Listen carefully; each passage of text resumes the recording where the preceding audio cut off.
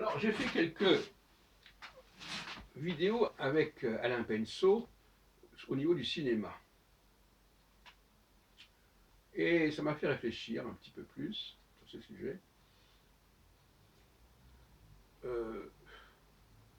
En écoutant Penso, on a l'impression que tout est une question de scénario. Alors, il nous raconte le scénario. C'est pas du cinéma, c'est le scénario. C'est comme si on résumait un opéra à son livret. Alors évidemment, apparemment, ces gens-là ne savent pas par quel bout prendre le problème. Donc ils le prennent par le bout du scénario. Mais ça, c'est pas sérieux. L'essentiel, à mon avis, c'est la direction d'acteur. Un grand cinéaste, c'est quelqu'un qui est un grand directeur d'acteur. C'est pour ça qu'il y a très peu de femmes cinéastes de qualité, parce qu'elles ne savent pas diriger. Elles n'ont pas l'autorité nécessaire. Donc elles ne savent pas tirer le meilleur des acteurs, des comédiens. Je crois que c'est ça le grand truc. Et dans le cas de l'opéra, c'est pas l'opéra lui-même qui est important, c'est la direction d'acteur. Et dans l'opéra, c'est un peu différent du cinéma, parce que l'opéra, il peut y avoir 36 distributions successives, ce qui n'est pas le cas du cinéma, même s'il y a des remakes exceptionnellement, il n'y en a pas 36 000. Et pour le théâtre, c'est pareil. Il faut savoir diriger les gens, même pour les colloques.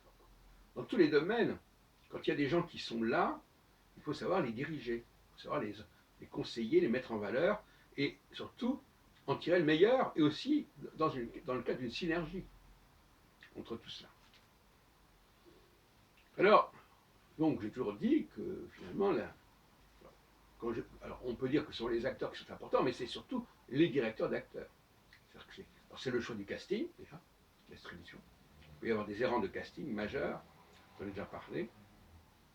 À propos de Barry Lyndon, j'ai fait une émission là-dessus. Je dis que le choix des deux principaux comédiens était raté par Kubrick, alors que les autres étaient très bons. Alors, le problème se pose quand on voit des films coréens,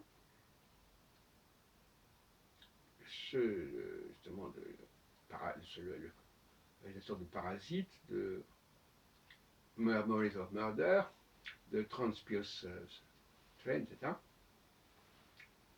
c'est que,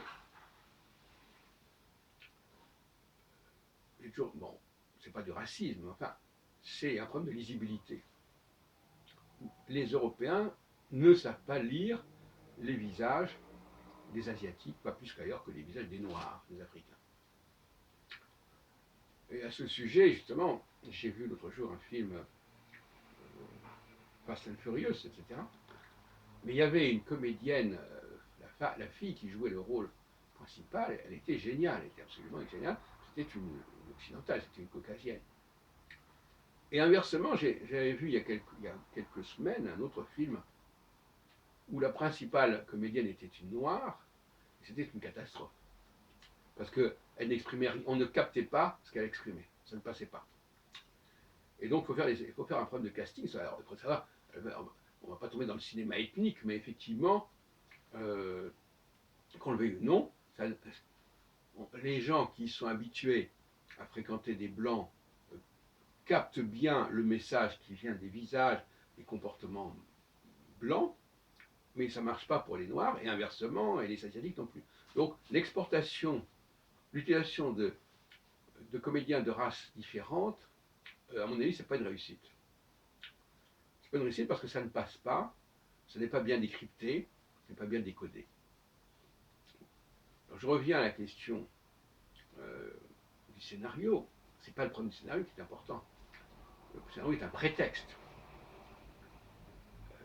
L'intérêt, c'est de trouver la bonne distribution, de bien diriger les acteurs, et bien les diriger, ça veut dire aussi bien les diriger par rapport au cours du film. C'est-à-dire qu'ils préparent le processus du film, qu'ils préparent l'évolution du film. Il ne faut pas qu'il soit statique. Il faut qu'on perçoive déjà très rapidement, qu'on puisse prévoir comment les choses vont se passer.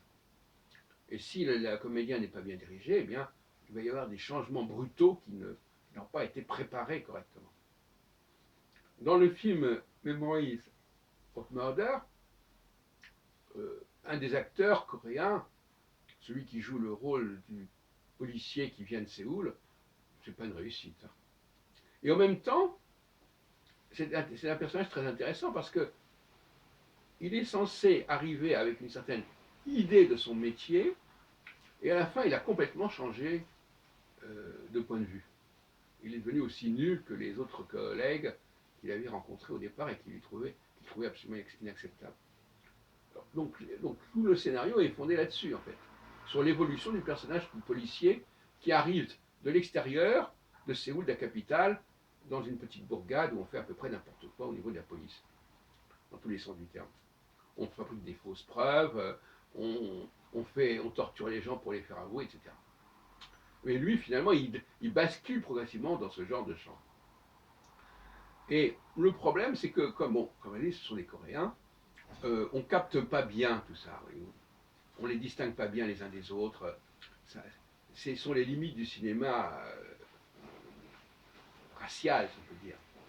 Un cinéma racial, ça veut dire un cinéma qui est marqué par une race donnée et qui s'adresse forcément à un public donné. Bon. Alors, dans le cas de ce cinéaste, ça a quand même bien fonctionné, parce qu'il y a une certaine qualité globale qui fonctionne bien.